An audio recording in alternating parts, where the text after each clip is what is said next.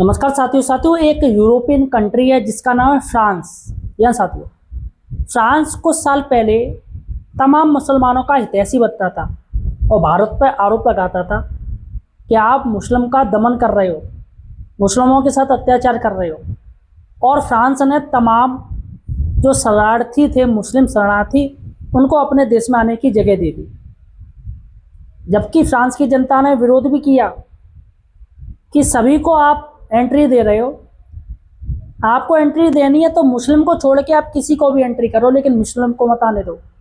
लेकिन फ्रांस के राष्ट्रपति इमैनुअल मैक्रो साहब वो ज़्यादा उदारवादी बन रहे थे कि नहीं, ये भी हमारे अंग हैं, मुसलमान हैं, मुसलमान लोग ऐसे नहीं होते हैं, उनसे आतंकवादियों से लेना देना नहीं होता है।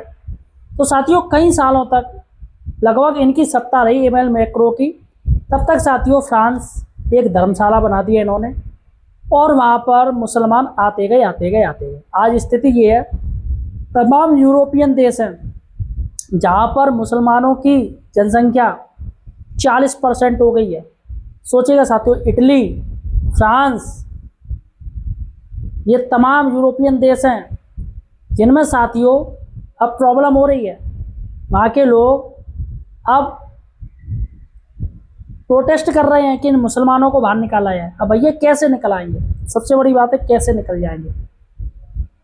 हालिया में एक फ्रांस के राष्ट्रपति, वहाँ की सरकार ने एक निर्णय लिया। एक मस्जिद है, मैं आपको बता दूं, मस्जिद का नाम है, कौन सी मस्जिद है? चैंटेलूप। ये पेरिस है जो फ्रांस की राजधानी, वहाँ पर एक मस्जिद है चैंटेलूप। मस्जिद को 6 महीने के लिए फ्रांस सरकार ने, वहाँ की पुलिस ने बंद कर दिया। 6 महीने के लिए उस पर ताला डाल दिया। क्यों भैया? अब फ्रांस को क्या हो गया भाई? मस्जिद पे क्या ऐसी स्थिति आ गई कि आप ताला डालने लगे? दरअसल फ्रांस सरकार ने उस मस्जिद पे आरोप लगाया है कि यहाँ पर कट्टरपंथ को बढ़ावा दिया जाता है मस्जिद में। उनका कहना है कि यहाँ पर जो इमाम है, जो मौलाना है, तमाम प्रवक्ता है, वो कट्टरपंथ को बढ़ावा देते हैं। वो साफ साफ कहते हैं कि फ्रांस हमारा है, फ्रांस में मुसलमानों का कब्जा होना चाहिए और जितने भी यहाँ के नागरिक हैं उनको बाहर निकाला जाए। अब चूँकि साथियों वीडियो वायरल हुए, इस पर सरकार सख्त एक्शन लिया।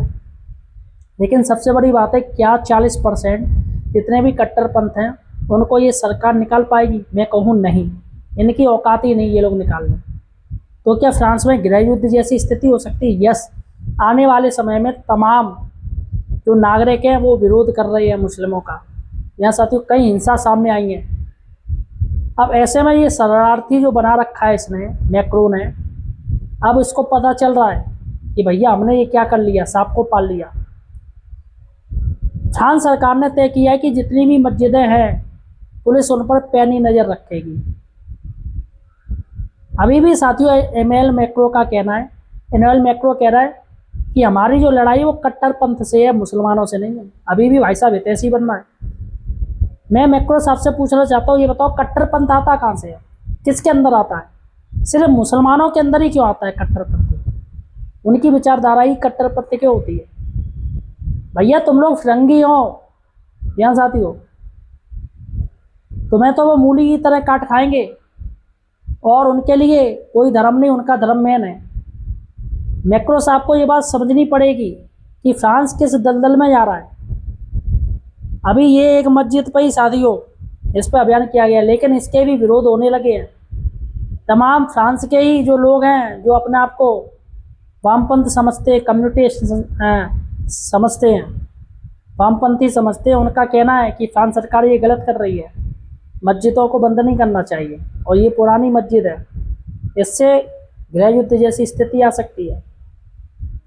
तो फिलहाल साथियों फ्रांस सरकार बेचारे अपने उन फैसलों से गिर चुकी है जो उन्होंने मुसलमानों के हित में लिए।